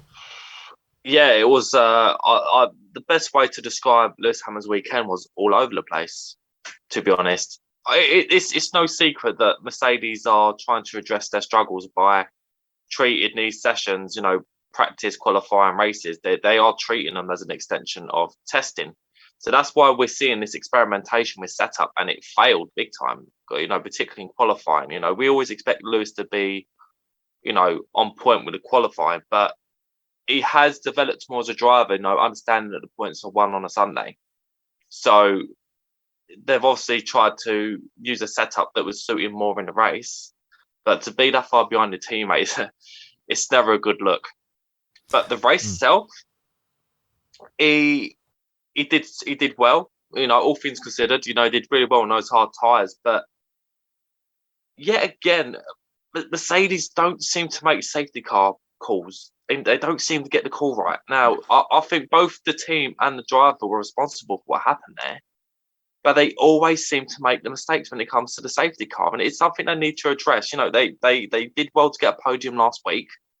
But if they really want to be catching up, so you got to remember, even if we get to, shall we say, Imola or Barcelona, and for whatever reason, they've found a solution to all their issues, and they want to challenge the likes of Ferrari and Red Bull for a championship, they're going to be playing catch up. And if they really want to be challenging for a championship later on in the season, they can't keep on making mistakes like this. They need to iron out these mistakes if they want to be in a championship battle this year. Yeah, and this isn't a new problem for Mercedes on safety car issues. And for those of you keeping score, we're not going to use Abu Dhabi 2021 as a, to that leaderboard. We're not going to include that one for obvious reasons. But Germany 2019, when they were scrambling all over the place, and that was the first time we saw Mercedes sort of all over the place when it comes to dealing with safety car pit stops. And I think Lewis in 2018 with the old business with the old in on the radio with Bono, and he went all over. Well, he won the race, but it was a bit chaos there. It just seems that sometimes Mercedes tend to be a little bit slow to react, I think, in certain situations, and I think we saw an element of that today, where after Fernando Alonso and Ricciardo had those problems, which saw their retirements, and of course their cars were parked at the end of the pit lane, there was concern that we were going to get a safety car, and I think Mercedes were looking for that safety car to give Lewis an opportunity to get a free pit stop, because he'd gone 38 laps in the race on the hard tyres. He didn't pit when the first safety car came out, which at the time I thought was a bit of a mistake. But they gambled on it, and it almost paid off for them, but they didn't take the opportunity. Lewis went past the pit lane. There was a green light, even though Ricciardo's car was blocking the way. I think the FIA would have forgiven him if he cut the line to go in because it was blocked, but the lane was open. They didn't take the chance. Magnussen did, Stroll did, paid off for them, and then by the time the virtual safety car went out, the pit lane was closed, so the opportunity had gone for Lewis, and despite how well he'd done to recover that, because he made quite a few good overtakes. I think there was one, he made a lunge overtake, I can't remember who was it on, was it Kevin Magnussen? It was Magnussen. Yeah, he made a very late lunge into turn one, but it was a very clean, good move, and it was one of those, I said to you guys, it's not often you see Lewis Hamilton making a lunge like that, but it was a good move. So, credit to someone who's driving, but it was another day where certain mistakes crept in on both sides. How did you guys see that? I mean, Lee, what were your thoughts on that one? Do you think that was one where the team should have just made the decision and said, you know what, let's not gamble on the safety car, let's just get you in now, because then one might come while the pit lane is still open? Or do you think that was one that perhaps Lewis, himself, should have tried to take the onus on? Because you could argue it either way. Yeah, I mean, I'm surprised it didn't occur to either of them, of being the team or Lewis, that sitting there watching the race is obviously easier than being in the car or actually sitting in the garage making the strategy at the time. But it's like a car is stopped in the pit lane, it's going to result in a pit lane closed and safety car or virtual safety car or a red flag, depending on the situation. Obviously, if you pit and there's a red flag, right, you lose out. But the pit lane is going to close if you wanted to pit. So, like Kevin, like Stroll, it seems an obvious slam dunk. Let's get in there before the pit lane shuts, because and we'll save some time from the safety car. So let's wait for the safety car. Let's save time. You have to pit. So there's that call hurt Lewis massively. Be it Lewis not making a decision on Mercedes. In the end, they called him in too late as he passed the pit lane. And it's why they just Mercedes, as you say, Mercedes are just so slow at making those calls regarding safety car. I mean, we could have ended up Lewis finishing sixth, which would have been an amazing recovery drive, considering that the performance deficit Lewis has had all weekend. But well done, Lewis. Well done. That was a great drive. Yep. How you've managed to do that? And it gets 10th because between the two of them, they didn't communicate effectively or make the decision in a prompt manner.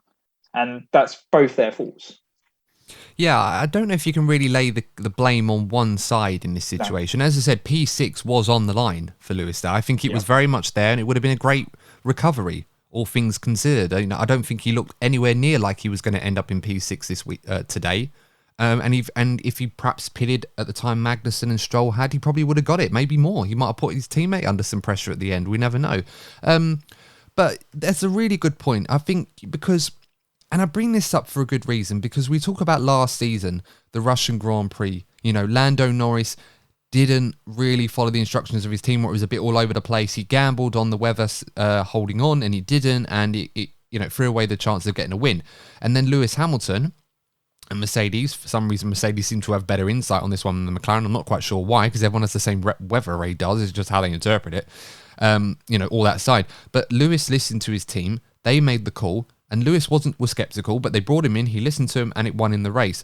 And the reason I bring this up is because I sometimes feel, and this is my personal opinion, so I do apologise if you don't like it, guys, but or anyone listening on this, but sometimes I do feel that Lewis Hamilton has a tendency to trust his team a little too much on these decisions. Sometimes I would like to see Lewis, on an occasion like this, to try and think, you know what, I've got the experience, I got the racecraft, I can make the call.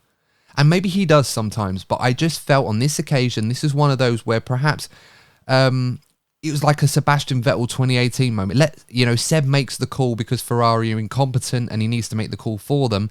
Sometimes I feel like, as brilliant as Mercedes are, as you've mentioned, Courtney, already, they have had a history in the past to kind of wait a little bit too long to react on the safety car. They don't pounce on the moment, or they don't gamble and hope to seize the moment if it's there, and then by the time they realise it's too late, it's already too late. And sometimes I think perhaps Lewis does need to think, should I take the onus on it? Should I make the decision, make the executive decision? Because he's the one in the car.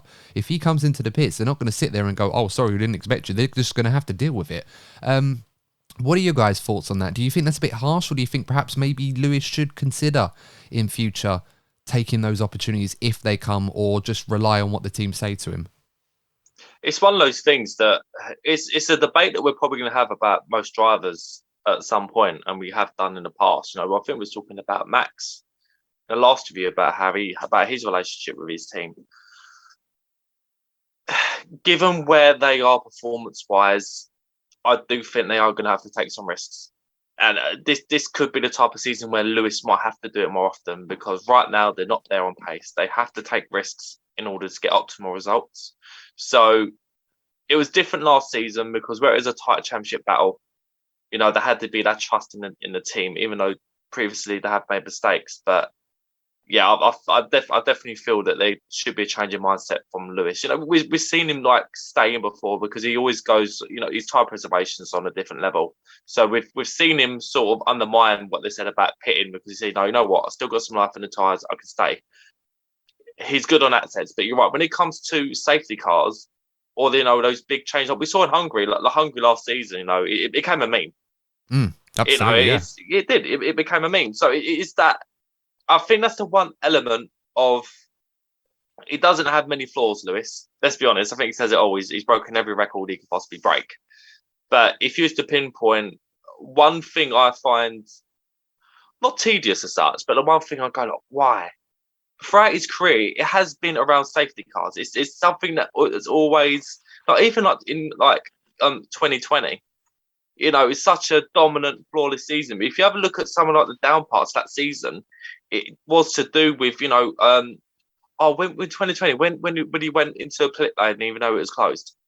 That was Italy. Yeah, Monza. Yeah. It's those little fine tuning, and in a season like this, you have to get things like that right.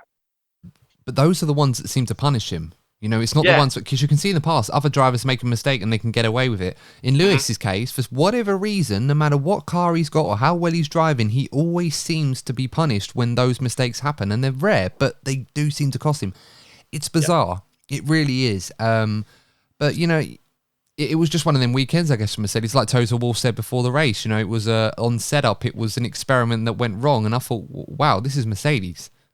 This is not the team that usually does these things. These are the team that's like, oh, we tried things, we nailed it, and all of a sudden we're talking about an incredible victory for them. But yeah, this is really strange, and just hope for their sake they can get it right sooner rather than later. Although that could prove to be a little bit longer from what we're hearing, but we'll have to wait and see. I want to talk about some of the other stories in this race, because there was a lot more going along in the midfield. It was a bit up and down. I want to start with Alpine. Fernando Alonso, unfortunately, retired, but he was running a very solid race. I think he was in a net P6 before his car failed on him for overheating issues. But he was having a very interesting time with Esteban Ocon, who eventually did finish in P6 out of nowhere. They had some fun at the early part of the race, didn't they, guys? What did you make of that? You know what, Lee? I'm going to hand this one to you because the group chat, it was obvious you was enjoying it. So, Ocon's Lee's guy. Lee Yeah, loves Ocon. Express yourself, Lee. Express yourself. Oh, no, it was such good racing, but thank you, Courtney. It was, I mean, for me, I know it brought back flashpoints of Azerbaijan and Sergio Perez and Ocon, and they're just tripping over themselves. It's like, I know, different drivers, different team. Pink same cars, Otmar Zafner, the team principal. It's just all coming back again, isn't it? And it was just so much skill from both drivers, and there was lap after lap. Alonso would get Ocon, Ocon will get Alonso, Ocon blocks Alonso, Alonso blocks Ocon, and it's like they're going to crash. They're going to crash because it's just what, unfortunately, teammates seem to do when they just occupy the same piece of track over a race distance. Not all the time, but it's just like I was messaging you guys saying they're going to crash. It's just I was just waiting for that moment and the ensuing safety car. Thankfully, that didn't happen due to just brilliant driving on both their parts. But it was such an enjoyable period of the race, just watching the talent of both of them, and obviously the respect and giving the space to the limit, because I think there was Ocon squeezed Alonso against the wall on the main straight probably more than once, and I think Alonso paid it in kind as well in return afterwards. But I was just thoroughly enjoyable battle between two good teammates. I mean, again, it's a great testament to the new regulations of how these guys can just continue to go back and forth with each other. I mean, it seemed all the while that Fernando this weekend had the pace over Esteban Ocon, whereas Esteban had the pace on Fernando in Bahrain, and maybe that's going to be a trend we'll see back and forth between these two this season. You know, the old guard Fernando looking for one more moment of glory against the young pretender in Ocon, who's obviously very well established, a Grand Prix winner in his own right for the team, wants to establish himself in the team as the outright leader and take over from Fernando. And it seemed a lot of that was going on between the two. They didn't come together, fortunately, but it was damn well close and really fun to watch. But what I want to ask you, Courtney, on this one, because I know you want to weigh on this one too. What we saw ultimately today between the two was a big battle going back and forth. And whilst it did seem all the world, and perhaps right now Alpine do seem to have the best car in the midfield, if we don't include Mercedes in that for all due purposes, seem to be in the league of their own in third at the moment. But it does seem that Alpine have the fourth best car on the grid. I mean, they were the only other team other than Red Bull and Ferrari that had both cars in the top 10. In a normal race, we'd probably expect to see Mercedes in there as well. But because those two were squabbling, they turned a position where they looked relatively comfortable in 6th and 7th, and see maybe they could have got after George Russell because they weren't far off of him. But then because they were squabbling, not only did Russell break off into the distance, but it brought the likes of Bottas and Magnussen into play, the latter of which was on a completely different strategy to them, which could have really hurt them later on if it wasn't for the safety car and that. So I guess what I'm trying to say is we had Otmar Zafner as well. On Sky, he was telling everyone, like, don't worry, they'll have their little battle and then we'll sort it out. It'll be all fine. Just watch. But it never really happened. Are Alpine, at this point, unless they really get a grip on what's going on between these two, could this potentially spiral out into a situation where we see stuff like what happened between Ocon and Perez in the past, which could ultimately cost them points in a battle, which I think Alpine right now look heavy favourites for fourth, and they could throw it away if they keep this up?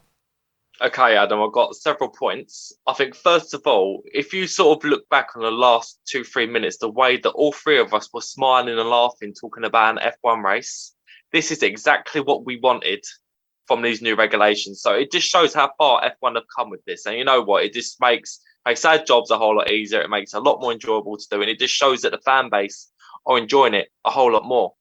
I was thinking about the Alpine situation earlier on. If you think about two of the cars that retired, one of them was Alonso and the other one was Bottas. Now, Alonso and Bottas were probably two of the drivers that were battling the most, were involved in the most battles, and they were two of the cars that overheated and had to retire. So I wonder if those battles with not only Ocon, but with Bottas as well, contributed to Fernando Alonso's overheating issues. So it could be something that Alpine might have to, whether we like it or not, it might be something that Alpine might have to manage in future races, particularly if the car's been designed to be tightly packaged and prone to overheating. I think another point worth raising with Alpine, let's not forget, Adam, your boys there waiting in the wings, Oscar Piastri. Yeah. Both Ocon and Alonso are aware of how good Piastri is and how well spoke of he is at the team. If one of those drivers aren't on a good enough level, F1's brutal, they will be very, very keen to bring Oscar Piastri in. So both these guys know they need to get the upper hand on their teammate compared to pretty much any other team on the grid. Yeah, no, absolutely agree with that one. So there's going to be a lot of pressure on the pair of them. Eventually, it didn't result in any damage, although Alonso's race was ruined. But they were still able to pick up a P6. So they will need to pick up those points. I think Alpine, where are they in the championship? Are they third in the Constructors' Championship? No, they wouldn't be. No, Mercedes are still ahead of them, actually. So, yeah. So they're fourth at the moment, I believe. I think they overtook Haas. Although, I think if I'm wrong on that, do feel free to quote me on that one and tell me that, I made a mistake. That's fine.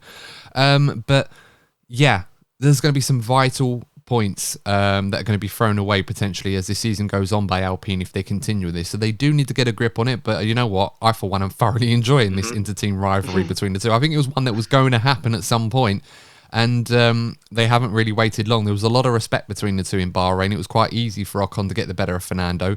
This weekend, Fernando was not having any of it, and I absolutely enjoyed that. Let's move on. Let's talk about McLaren. A strange day for them because in qualifying they still looked off the pace, although they looked a bit further along. They qualified outside the top 10.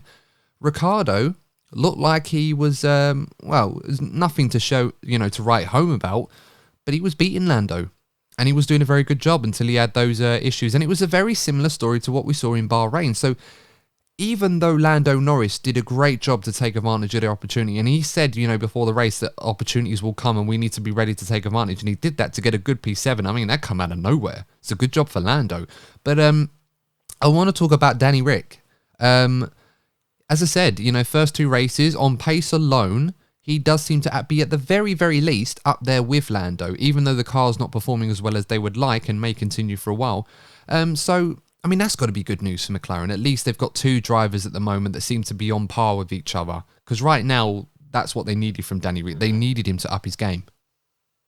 Yeah, particularly after, the timing in which Daniel got COVID. It was, apart from obviously missing the races, to miss it during pre-season, so close to the season, will have had some kind of effect on his performance. So the fact that he's bounced back the way that he has is impressive. But we know that Daniel Ricciardo is a fighter. So I feel that this kind of situation, I'm not surprised that we're seeing Daniel come back. But I think you're right. I think both of those McLaren drivers are performing at a good level, which will probably make it more frustrating for them that they're having the issues with this car. But they've made a small step forward. Maybe they're starting to understand the car more. So going into the coming races, I'm sure they'll be hoping to be back in point scoring positions. But we know that on their day, McLaren have not one, but two handy drivers driving for them. Yeah, very much so. And, it was another weekend where they were on the fringes of the points, but for whatever reason, they just didn't seem to have the pace. But in a weird way, they kind of created their own luck on this one because Ricciardo's retirement, which brought out the virtual safety car, gave Lando an opportunity to get up the field, and he took that with aplomb. So it's so important for McLaren to get these points early days. Lee, what are your thoughts on McLaren right now? Are they in a position right now where they probably just have to accept that it's going to be days like these where they have to maximize the opportunities that are presented to them? Or do you feel that right now they'll be able to get on top of these issues and get themselves back into the top 10 sooner rather than later? Where's your head at with McLaren right now? I think you've nailed it on both aspects. I think obviously they have to take as much as they can with the opportunity to present themselves, but getting on top of their problems is obviously also very important. And as Courtney touched on, they have made an improvement. They weren't sitting down in 17th and 18th. They were, for the most of the race, they were sitting in 11th, 12th. Alfa Romeo territory. Yeah. Well, you're very obviously surprised by Alfa Romeo at the moment, but they've stepped up from last race, which is a good improvement. And so if they make the same step going in Australia, maybe they'll be 8th, 9th, 10th, which shows improvement. And I think, as you said, the most important aspect is they are operating at the same level. It's not Lando is a whole second ahead over Daniel. So they're both getting the best out of the car, which shows you whatever issue Daniel had last year hopefully isn't an issue anymore.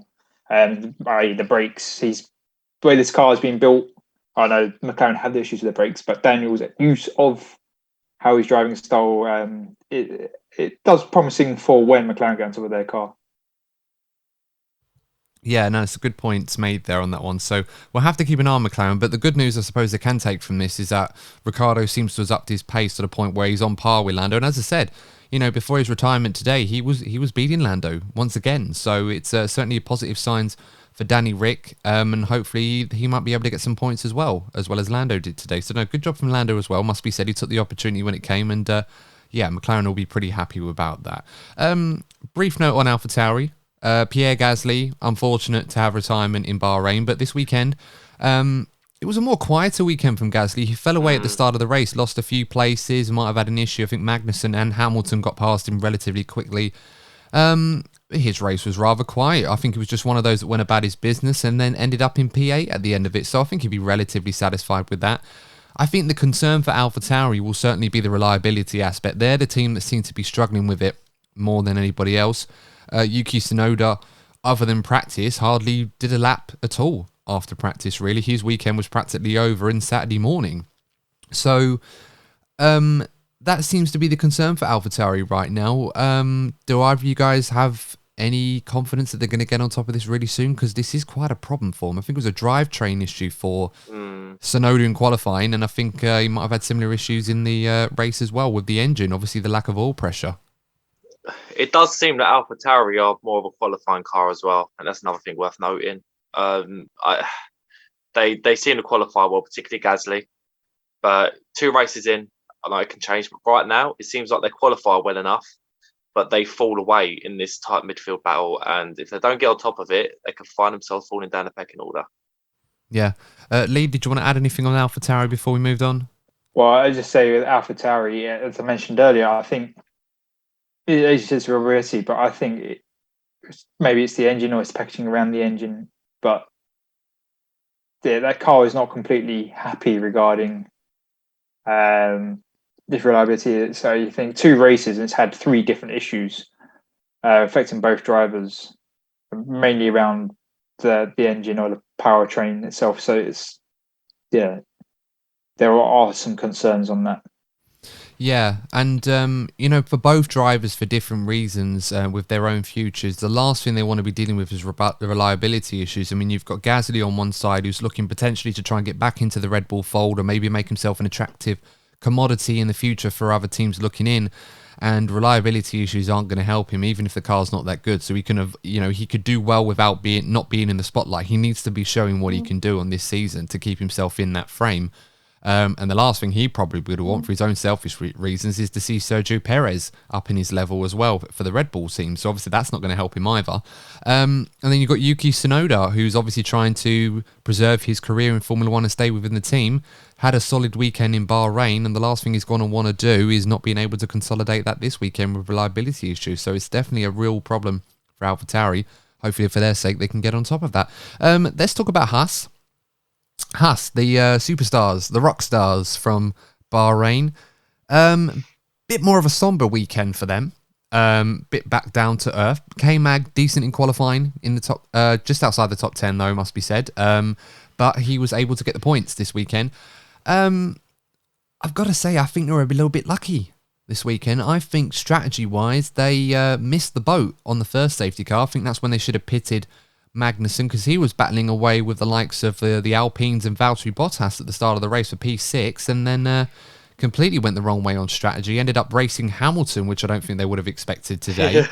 I mean, all for all due respect, I think if you'd have told Kevin Magnussen that in his second race, he'd be battling on merit with Lewis Hamilton, with a quick car underneath him. I think he would have loved that. But I think with the way the race panned out, I don't think he would have been too happy with what happened. So, they rode it out. They did, of course, take advantage of the Ricardo Alonso retirements when the virtual safety car came out. So they sort of redeemed themselves a little bit. But, they only had one car in the race, of course, because what happened to Mick Schumacher, which we'll talk about in a minute. So how would you sum up Haas's day, Lee? How would you sum up Kevin Magnussen's day? Would they be happy with another points finish, or do you think that perhaps they could have possibly got a little bit more today? I think there was obviously an opportunity for them to get more, but overall, I think they'd be happy that the car is proving to be fast. And I think Kevin only came back several days before the first race. So within 3 weeks, when he first come back to the team 3 weeks ago, I think they can't complain or against Kevin because he's doing really well. Right, strategy may have been wrong, but he's driving really well, and it's like he never left, which is great to see. Yeah, no. So it's definitely good to see K-Mag continuing on in his good form. I thought he actually drove really well this weekend. Yeah. I just think the strategy kind of let him down a little bit. But then that being said, I think the pace of the car, I don't think he'd have snuffed at P9 if it was offered to him after qualifying. Speaking of qualifying, of course, we should talk about Mick Schumacher and obviously the very scary moment where he had that huge crash at turn 7. A 33G impact was recorded, apparently, according to Amos. That's a very, very scary impact to have. Some people saying it was as much as 70G, but it was 33 on the sensors, and the car completely dissipated and did its job, thankfully, and Mick was able to walk away from that relatively unscathed. The car was completely totaled, but I suppose it raises questions about the safety of the circuit because, the circuit in Jeddah averages, 250 kilometers per hour in speed. These cars are significantly bigger as well, and we had a few incidents. Mick Schumacher had a crash here last season. Not as scary as this one, but still a very bad one as well.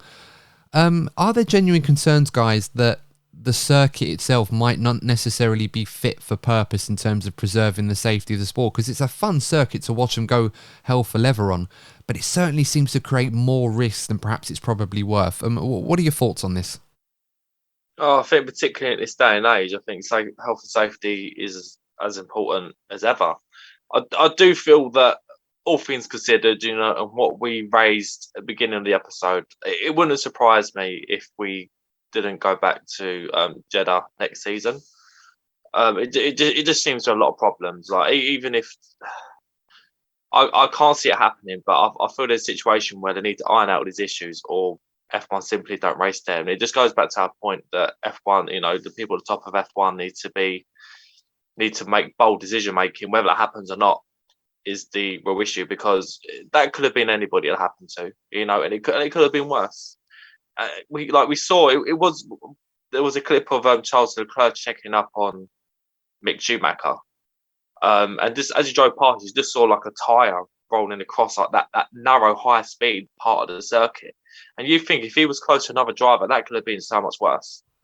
So you're right. It's definitely something that needs to be looked into, because we've only had 2 races there, but there have been a lot of sort of near misses in terms of serious injury to drivers. And, we've only been there twice. Yeah, absolutely agree. I personally think that, if we are going to continue to race in Jeddah, I think the circuit organisers and F1 need to sit down and have a rethink about this circuit as to whether or not they can change the layout of it, perhaps slow it down a little bit. I know a part of the attraction and appeal with it is the speed of it, and I think you see more of that in qualifying than anything else. I think that's kind of where it's on show for everyone to see, like, wow, this circuit is fast and flowing, and it is, very, very risky. We shouldn't kid ourselves that Formula One or motorsport in general is always going to have its risks. You go down your local kart track, it's always going to have risks to that. That's why they tell you, they brief you and make sure that everything's all good before they let you go out. But sometimes I think you kind of dance with the devil a bit too much on this one, pardoning the phrase, in terms of creating more risk than perhaps there needs to be. So I almost feel that perhaps something needs to be done if we're going to continue to race in Jeddah for the future, because we don't want to see more crashes like that. And all it was just the back end stepping out on turn 7 a little bit on Mick. The car got a little bit loose, went on the Astro a little bit, and then he was a passenger at that point, and it was a very scary crash. Yeah, it was quite a long wait whilst I was doing the live stream, having to talk for an hour whilst we didn't know what was going on with Mick. It was a really scary moment there. Lee, what are your thoughts on this one? Do you think that, I don't know, is Jeddah too dangerous for a modern day F1 circuit? I think it is not suitable for Formula One. They either need to change it or they need to stop racing there. I don't think Formula One has a choice. Those are the two choices. They can't carry on the way it is. I mean, it may be a fun race to watch, and the risk that the drivers take may be entertaining. But even, I know we're not at Spa yet, but even at a classic old school circuit as Spa has had to make changes at Eau Rouge into Raidillon because it is dangerous. And there have been some big dangerous crashes in the last few years. And as Courtney said, we've been here 2 years and we've had several major crashes. And it could have been a lot worse for Mick or any other driver if someone had to be close, like as Courtney mentioned as well. So it's just not acceptable in this modern age to have such a risk-inducing circuit. So something has to change, or eventually someone will pay the price. And obviously no one wants that. So they should stop money talking and put health and safety first again with regards to the circuit and go, look, this needs to be changed or we'll cancel your contract. It's just not acceptable.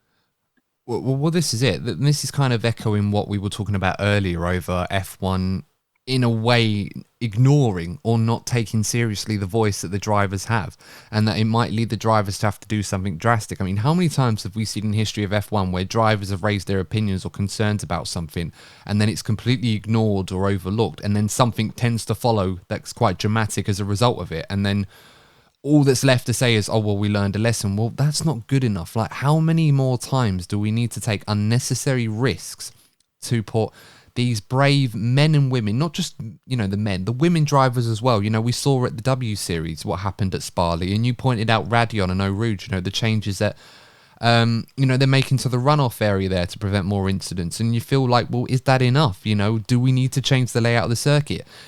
Those are the sorts of conversations that need to be had and they need to be taken more serious. And I feel like the driver input is still lacking on this front. And I feel like there needs to be some level of commitment from F1 and the FIA to try and get the drivers more involved in this, to try and take on their feedback. Because it gets to the point where you feel like, how many more people are going to be at risk? How many more people need to get hurt? How many more people need to die for them to wake up and realise that this is not acceptable and we need to keep doing more to make this better? It's all fine making the cars more robust and, brilliant job on the Haas car and the new cars in general, because if that happened last year, it might have been a much bigger problem.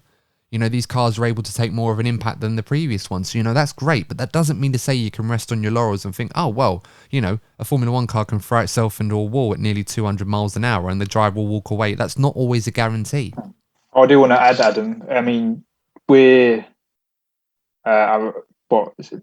How many races from Bahrain from Roman's crash last year? Oh, well, it would be two. Well, Bahrain was towards the end of last season, wasn't it? Yeah. To 2020, so about just over a year, 5 really. Races.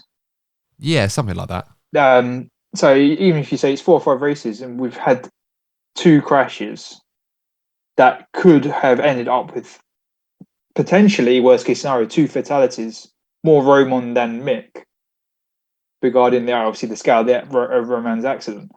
But safety is so important. No one wants to have another Jules Bianchi, the most recent driver to obviously perish in the sport. And it's just, money talks, and they have to put the safety first.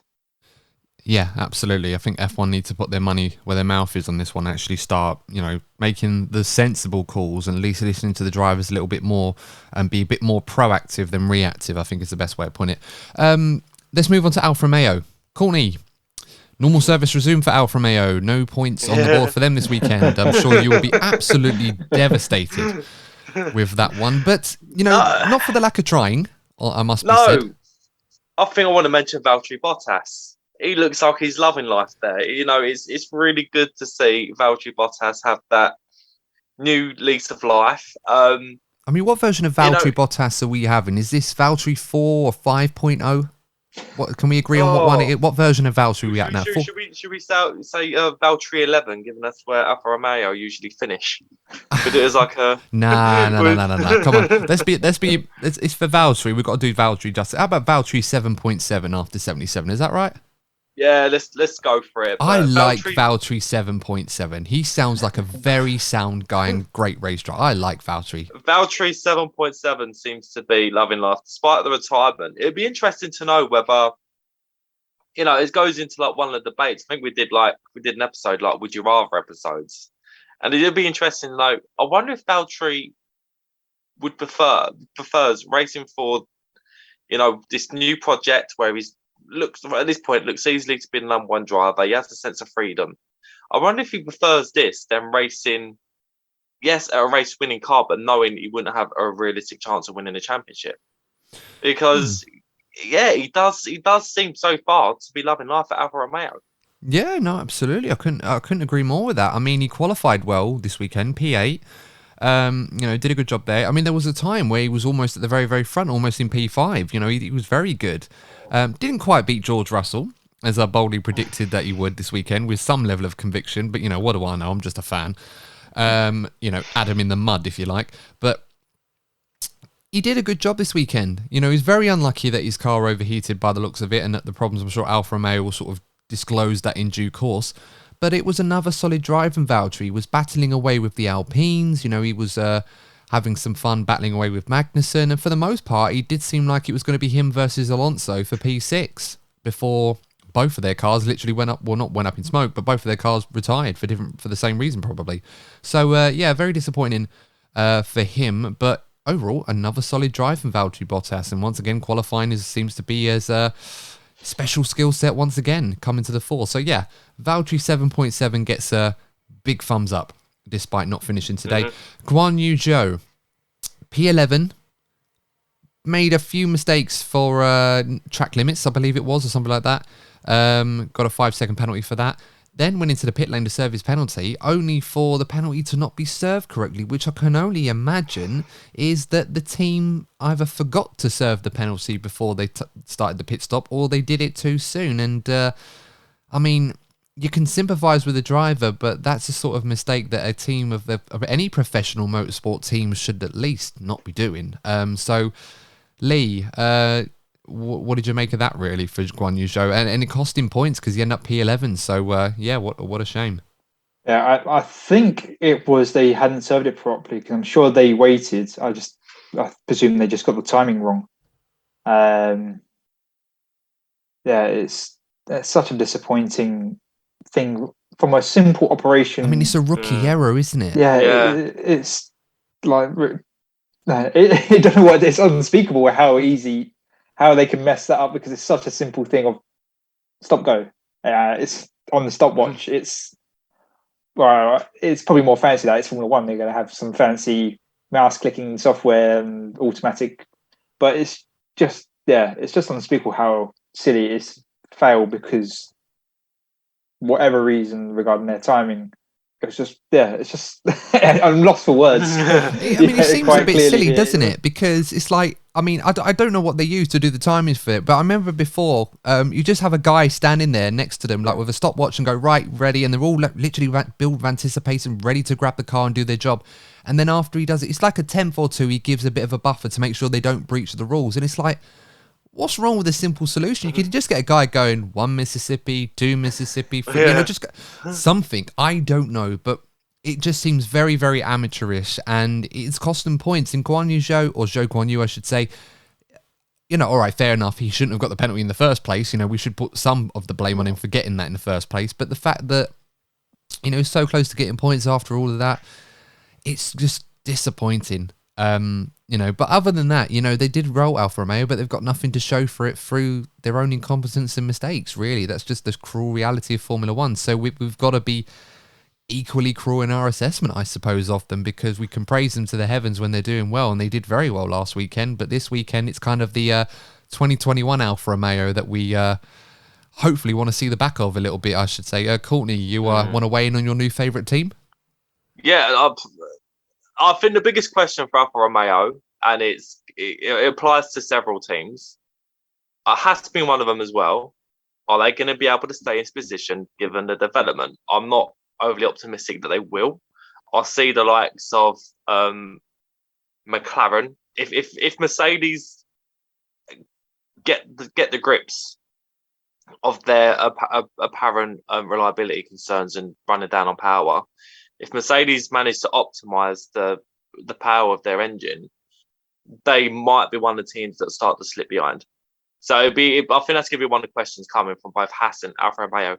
Can they keep up with this massive development war that we're expecting to see this season?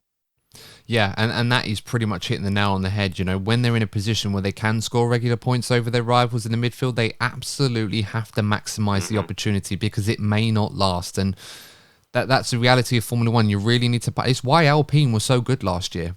You know, AlphaTauri had that issue where they had a better car and probably a better not driver pairing, but you know, they had Gasly on form, but they just weren't able to take advantage of it, and that's why they lost out to him. And it could be the same for Alfa this season. I want to sort of wrap this up now with Aston Martin and Williams as a pair. Both difficult weekends for both teams. Seem to be well off. Yeah, it seems to be well off the pace, both of them. We even had Stroll and Albon coming together towards the end of the race, which you could argue to a degree prevented Charles Leclerc with the last opportunity to beat Max Verstappen today. So, damn it, guys. But bloody Williams again. Oh, it's just a bloody Williams and the Aston Martins fighting over. What is the world coming to? What is the world coming to? But sorry, Lee, you were saying? No, I was just going to say one thing about Williams and more Latifi is that we got a new crash door Maldonado. Oh my god, another one. I mean, look, I'll give him the benefit of the doubt. He had a bit of a shunt on Saturday in qualifying where he took a bit too much speed into turn 4. But I mean, I was going to bring him into the debate about like a dangerous crash, but he crashes everywhere. Hence the crash door Maldonado comparison. Well, I mean, the only saving grace I suppose you can get with Latifi, and don't get me wrong, guys, I like Latifi. I think he's a decent driver, but he's just does this so often. It's that the only saving grace is that he doesn't hit anybody else. He just does it on his own. I mean, how many see randomly plunks on it? I did, you know, like you got the memes, you get the flashbacks. I got flashbacks when I saw him in the wall like that. Well, this is like Abu Dhabi 2021 all over again. Well, this is it. I was thinking about this, and you know, you guys saw the live stream when I was doing it. And I saw Williams parked up after a crash, and I thought, that's probably Latifi. I didn't even check the car. Just Latifi, there you go. Yep, there you go. You know, the image comes up, and I'm like, I like Latifi. Look, I don't want to kick him while he's down, but this is happening way too often. And I know Williams aren't in a position where they're fighting for points. You know, Albon is, you know, was doing all right again. But the car is limited, it does seem, at the back of the field, and Aston Martin might be the only rivalry they're going to have this season. But you can't keep doing that. I know he brings money into the team as well, and perhaps in a way that is what is keeping him there. But yeah, another disappointing weekend for Nicholas. I mean, I love you, Nicholas, but you gotta stop crashing that car. Honestly, you gotta start, you know, improving. I hope you do soon. So you have to wait and see on that one. Aston Martin, like I said, Stroll was involved in a tangle with Alex Albon, but I think we need to give some praise to Nico Hülkenberg because he was beating Stroll all the ends up today. He did get the result over him in the end. He was the last driver to finish on the lead lap in P12. So even though this is probably the last race we're going to see Hülkenberg for some time, we're expecting him to come back for the Australian Grand Prix, I'd say Hülkenberg 3.0 is much better this weekend than it was in Bahrain, albeit with a very limited car underneath him. Well, what did you make of Hülkenberg's daily? Were you more impressed by him, I suppose? Once again, why is Stroll driving? That's why I asked you. I was expecting that answer, and you absolutely delivered. But Come on, I'll tell you what, guys. The Canadians are going to bloody love us, aren't they? If they hear this. Oh God, I've forgotten about that. Dear. Oh, don't think we're going to get an invite to Montreal. I honestly, I love you guys. Honestly, I do want to go to Montreal at some point soon. So, but it's hard when you know Latifi's breaking the car every week and Stroll's you know doing the same thing with Albon. It's this. It's such a tough one for Aston Martin and Williams. It really is, because both of these teams had aspirations to make steps forward, and especially Aston Martin, and it's just not working out for either of them. Really, I mean, you know, it's crazy. Yeah, it obviously there may be the issue, the potential issue with the Mercedes engine, but yeah, I'm more back to come on 7 Nico. That's what I want at Aston Martin. Get rid of Stroll. Yeah, the potential points you could get that Nico has beat Stroll. 2 races and he hasn't been in the car. I'm trying to think of how we're going to salvage this with our Canadian friends who listen to this. Do you know what driver I liked growing up? Jack Villeneuve. Yeah, Jack Villeneuve was he's a decent champion. I liked him. I liked the cut of his jib. I liked the way he drives. Anyway, let's we'll use that way to sort of wrap up the episode, guys. Yeah. But I think overall, the first 2 races of the season are very much delivered on the entertainment. We've certainly got a story brewing with Max Verstappen and Charles Leclerc, which has certainly provided so much entertainment already, and I certainly hope it continues, maybe with the odd spark there. Feistiness, but controlled, but we'll have to wait and see. Perhaps we don't want to get too greedy, but so far so good. Hope you guys agree. Of course, let us know your thoughts from all the action this weekend and hopefully what we've got to expect come the Australian Grand Prix in a couple of weeks' time. I did promise and say I wasn't going to plug the episode, but I'm going to do it anyway because it's our show. I'm going to do it anyway. If you've enjoyed it, I'm going to do it. I'm sorry, guys. I have to do it. It's called housekeeping. Yeah, I have to do agree. it.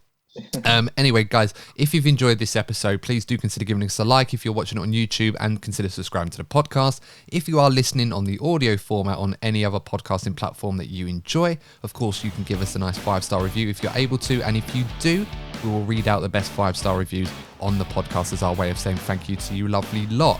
But in the meantime, guys, please stay safe. Hope you enjoyed the episode and we'll see you in the next episode of the DNF1 F1 podcast. Take care. See you soon. Goodbye.